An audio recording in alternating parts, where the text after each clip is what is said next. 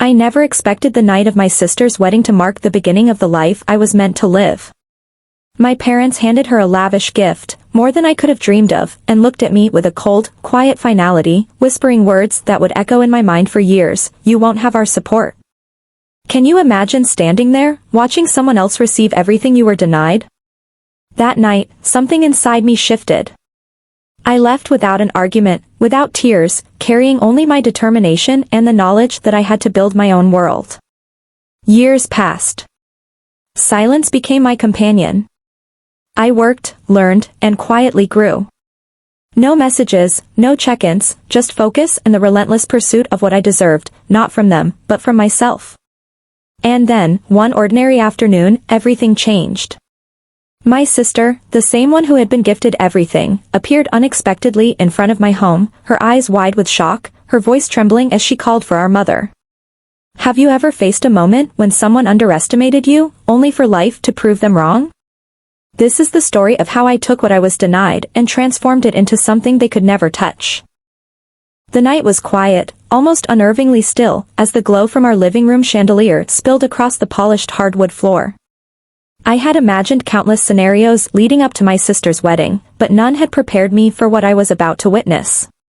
My parents, their faces carefully composed, handed Victoria an envelope that seemed heavier than its contents.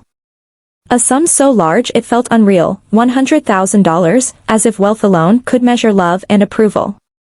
I watched, frozen, as Victoria's eyes sparkled with delight, her smile radiant, the kind that always drew admiration. The room buzzed with congratulations, laughter, and clinking glasses. And then the moment arrived that changed everything. My father turned toward me, his gaze steady, his words slicing through the warm atmosphere: "You don't deserve any help." For a moment, time itself seemed to halt. The warmth of the evening faded, replaced by a hollow weight pressing into my chest. Can you imagine hearing words like that from the people who were supposed to guide and support you? Those words, precise and cold, landed with the force of years of neglect compressed into a single instant. I felt the familiar tightness, the ache of being overlooked, silently reminded of every time my accomplishments were minimized, every moment I was asked to try harder, every birthday when my efforts were acknowledged only with faint nods. I wanted to protest, to scream, to demand fairness. Yet something deep inside stayed my voice. This time, I would not seek validation. This time, I would choose a different path. I quietly excused myself from the room, stepping out into the night. The garden lights flickered gently along the pathway, guiding me into a moment of solitude. Ethan's voice echoed softly in my memory, his unwavering support, his belief in me, the calm certainty that my worth was not tied to anyone else's approval. I took a deep breath, letting the cool air fill my lungs, feeling the first spark of resolve. Have you ever faced a moment where a single word or sentence rewrites the story you've believed about yourself? I had. That night, it became clear: I could wait for them to acknowledge me, or I could create a life they could never control. I started small. I poured my energy into work, into long hours spent quietly proving to myself that I could succeed on my terms. Every client, every late night, every project completed perfectly was a brick in a foundation that no one else could touch. While Victoria celebrated with lavish parties and grand gestures, I quietly built the pillars of my independence, knowing that one day, the difference would become undeniable. It was strange, the way silence could feel so empowering. No calls, no inquiries, no updates from home, just the hum of my own ambition and the gentle reassurance of Ethan's presence. He didn't need to tell me I was enough. He reminded me through consistency, through quiet acts of faith, that I could move forward without seeking their validation. Over the next weeks, I kept to myself, reflecting on what family had meant and what it could mean now. The concept of family I had grown up with was conditional, always measured by comparison. But the life I was carving out, the values I was embracing, were unconditional, shaped not by expectation but by intention. Victoria, blissfully unaware, continued her celebrations. Photos of her wedding streamed online, sparkling dresses, elaborate floral arrangements, a world of approval and admiration. And still, I did not envy her. Not anymore. Each image reminded me that while she had external validation, I had something far more enduring, the quiet knowledge that my life was mine to design, and that nothing they had withheld could diminish my worth. Ethan arrived that evening, bringing with him a sense of normalcy. We sat together, hands intertwined, sipping warm coffee as the city lights flickered through the window.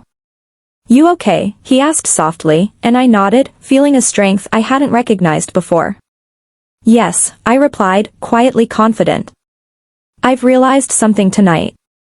I don't need them to see me. I don't need their approval. I only need to build a life that reflects who I truly am." And with that, the first step was taken. Not with anger, not with confrontation, but with the calm clarity of someone finally choosing themselves. The road ahead was uncertain, yes, but it was mine. Every decision, every challenge, every success would be shaped by my terms, not theirs. By the end of the night, I had made a decision that would change everything. I would cut the ties that limited me, not out of vengeance, but out of self-respect.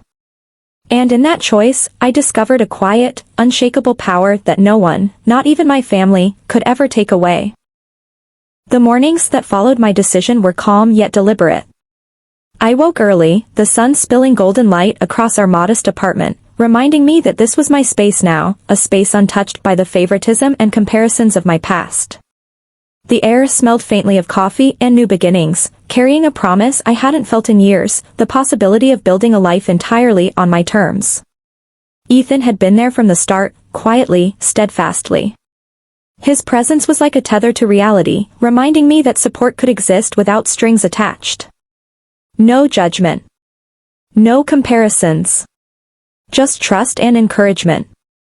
"Every small step counts," he would say, and I had begun to understand how profound that simple statement was. Work became my sanctuary. I threw myself into projects, long hours spent refining campaigns, developing strategies, and connecting with clients in ways that left a mark. It was slow at first, almost painstaking, but the satisfaction of seeing results that reflected my own effort, not anyone else's approval, was intoxicating. I started gaining recognition, subtle at first, emails of appreciation, quiet acknowledgments, and eventually, requests for my advice and guidance.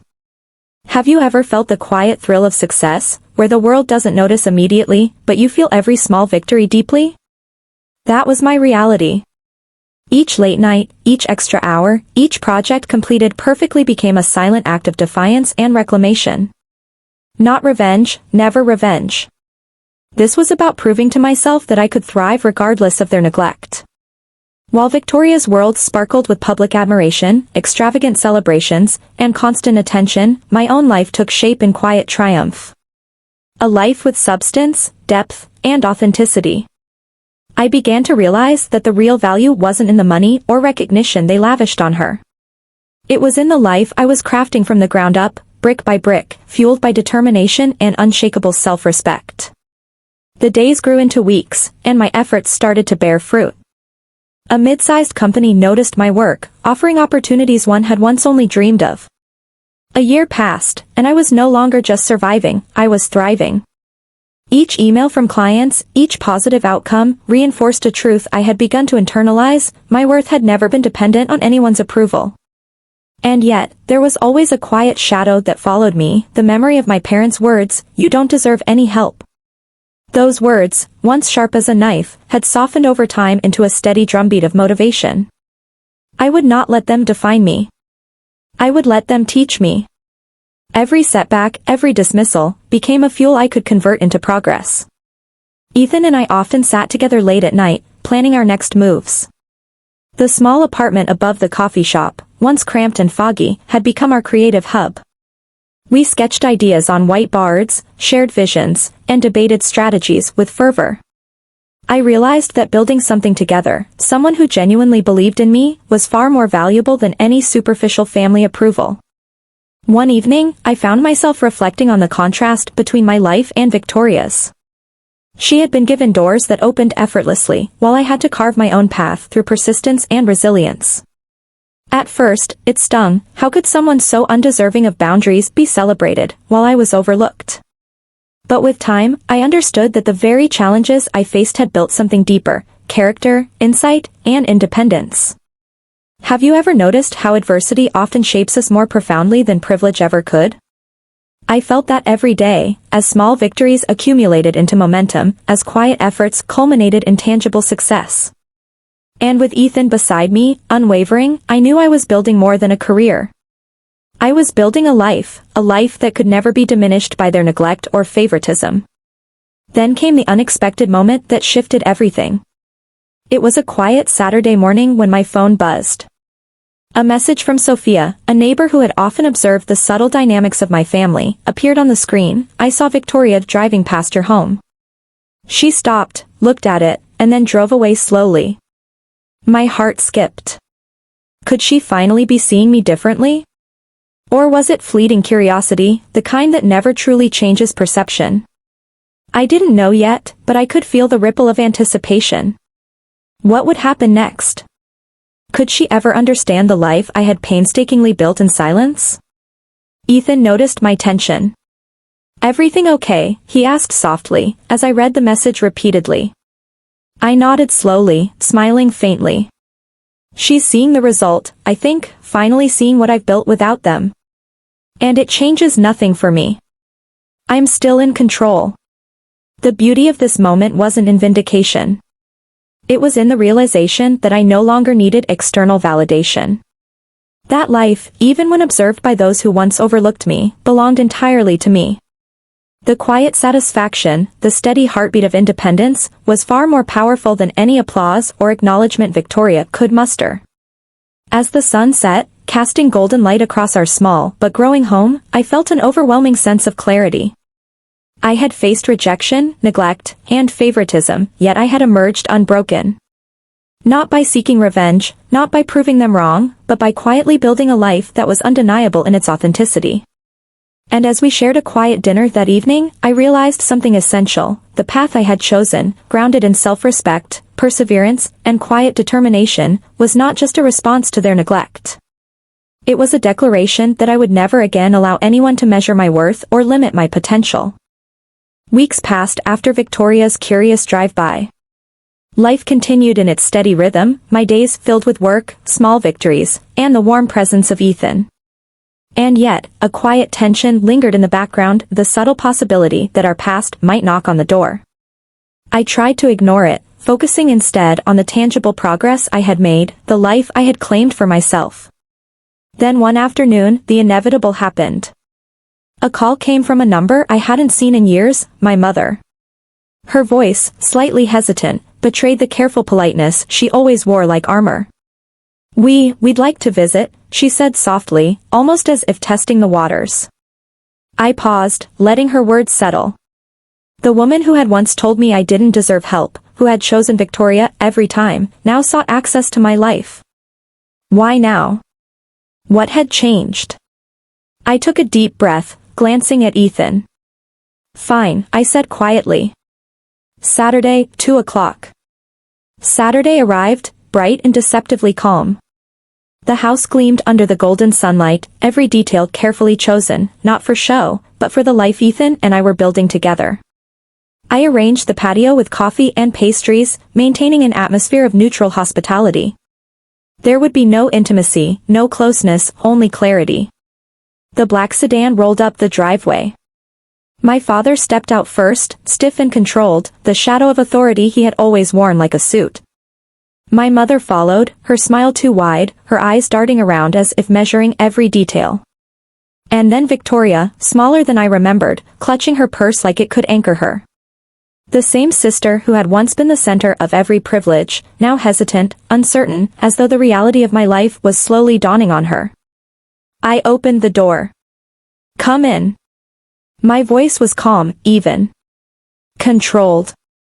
Not warm, not inviting, simply present. We moved to the patio, sunlight glinting across the glass railing. Conversation began cautiously. Pleasantries, observations about the weather, subtle probes about our lives. But beneath every word, every polite gesture, there was a quiet tension, the unspoken acknowledgement that the dynamics had shifted. Finally, my mother spoke. We thought it was time to reconnect. To rebuild. Her voice was careful, measured. But I could see the real motive in her eyes, the subtle calculation. She wasn't here for love. She wasn't here for apology. She was here to access what I had built. I met her gaze calmly. You came for me, or you came for what I've built? I asked softly, letting the words hang in the air. Silence. My father's jaw tightened. My mother's hands fidgeted. And Victoria, finally, looked down, avoiding my eyes. Ethan, steady beside me, reached for my hand, a quiet anchor. I drew strength from his presence, from the knowledge that my life was no longer tethered to their approval or their whims. The conversation continued, a careful dance of words and intentions. My parents described financial difficulties, subtle hints at needing assistance, a desire for guidance. And Victoria, timid now, spoke only occasionally, her voice small. She hadn't come for connection. She had come because she saw, perhaps for the first time, that I had built something remarkable, without them. I listened, nodding slowly, considering my response. I could feel the weight of years, the constant comparisons, the dismissals, the endless hierarchy they had enforced, all converging in this single moment. And yet, I did not react with anger. I reacted with clarity. You didn't come here because you missed me, I said gently, looking at each of them in turn. You came because you saw what I had created without you. And now you want a part of it. Victoria's eyes widened slightly, the first flicker of understanding crossing her face. My parents' expressions hardened, defensive, protective of their expectations. But I continued, my voice steady. I've spent years building a life from the ground up, learning that my worth is not determined by approval, favoritism, or money. And I will not allow that life to be compromised by old patterns or unmet expectations. There was a long pause. The sun shifted in the sky, casting a golden glow across the patio, illuminating the tension that had accumulated for decades. And then I made my decision. I will help, I said softly, turning to Victoria. But only in a way that reflects what I believe in. I am setting up an education fund for your child.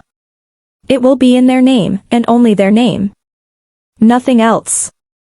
Victoria's lips parted, her eyes glistening. You will do that, she whispered. Yes, I replied calmly. Because your child deserves an opportunity untainted by the dysfunction that shaped our past. I will not undo my life, but I can create something positive for the next generation. My parents' expressions shifted, disbelief, frustration, a flicker of anger. But I remained composed.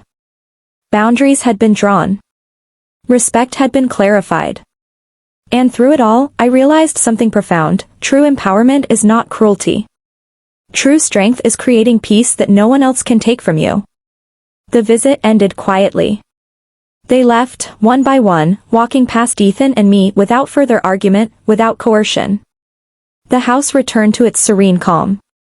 And I understood, fully, that the life I had built, deliberate, intentional, and authentic, was beyond their reach. As the door closed behind them, I let out a deep breath. The sunlight warmed my face, the air smelled of possibility, and I finally felt the unshakable certainty of someone who had claimed their own destiny. After they left, the house felt different, lighter, calmer, as though the air itself had shifted. The echoes of old words, the dismissals, the favoritism, all had once weighed heavily, pressing down on every decision I made. But now, there was space. Space to breathe. Space to think. Space to fully inhabit the life I had fought to create. I sat on the patio with Ethan, his hand resting on mine. The city lights flickered faintly in the distance, a soft hum of life continuing beyond our walls. I realized how far I had come, from a young woman trying desperately to earn approval, to someone who built a life entirely on her own terms. Every sleepless night, every sacrifice, every quiet victory had led to this moment of clarity. Victoria sent me a short message later that evening: "Thank you, for the education fund. I understand now. Nothing more, nothing less." It wasn't a call for closeness, but it didn't need to be. Recognition, even small, was enough. For the first time, she saw not a sister to compare herself to, but someone who had chosen a path of dignity and autonomy. Have you ever noticed that the greatest victories are rarely loud or public? They are quiet, internal, and deeply transformative. That realization sank into me with comforting weight. I had not sought revenge, had not acted out of spite. I had chosen boundaries, self-respect, and love for myself. That choice, more than any sum of money, more than any validation, was the true triumph. Ethan and I returned to our evening routine, now with an added serenity. Dinner, conversation, laughter that came easily and without effort. It was ordinary, yet profoundly satisfying. The house we had made ours, warm, reflective of our values, filled with intention, felt like a sanctuary. Here, no one could undermine me, no one could diminish the life I had built brick by brick. I thought back to the early years, the relentless comparisons, the constant sense of being less than. It would have been easy to carry resentment, to let bitterness grow into a defining force. But instead, I had allowed those experiences to shape resilience, determination, and insight.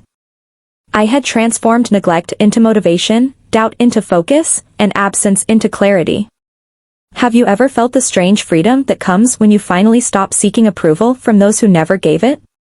That was what I now carried every day. A sense of peace untainted by expectation, a certainty that my life, my choices, and my success were fully mine. In the following weeks, life settled into a rhythm that felt right, not perfect, but wholly authentic. Our startup grew steadily, recognition came naturally, and Ethan and I continued to support each other in ways that nurtured growth and confidence. The past, while present in memory, no longer dictated our emotional reality. Occasionally, news from Victoria or my parents would filter through, a brief text, a cautious inquiry. But I no longer measured my response by their desires or expectations. I responded with calm boundaries and thoughtful consideration, keeping the integrity of my life intact. The real revelation, however, came in moments of quiet reflection. I realized that true power doesn't come from money, status, or revenge. It comes from choosing yourself, consistently, without apology. From standing firmly in the life you've built, even when others doubt, criticize, or try to control you. That truth was now etched into every corner of our home, in every choice Ethan and I made together. One evening, as we watched the sun dip below the horizon, painting the sky in hues of gold and rose, I felt a deep, unshakable satisfaction. Not joy from triumph over others, but peace from the knowledge that I had become the person I was always meant to be, self-reliant, confident, and serene. And in that peace, I understood something even more profound. Family is not defined solely by blood or wealth or approval. It is defined by presence, respect, and love that is freely given. If someone cannot provide that, then boundaries are not cruelty, they are necessity. They are the foundation for a life that cannot be compromised by neglect or favoritism. I turned to Ethan, squeezing his hand. "We did it," I whispered, though no celebration was needed. The life we had built, together, was enough. More than enough. It was proof that even when denied support, even when undervalued, one can rise. One can flourish.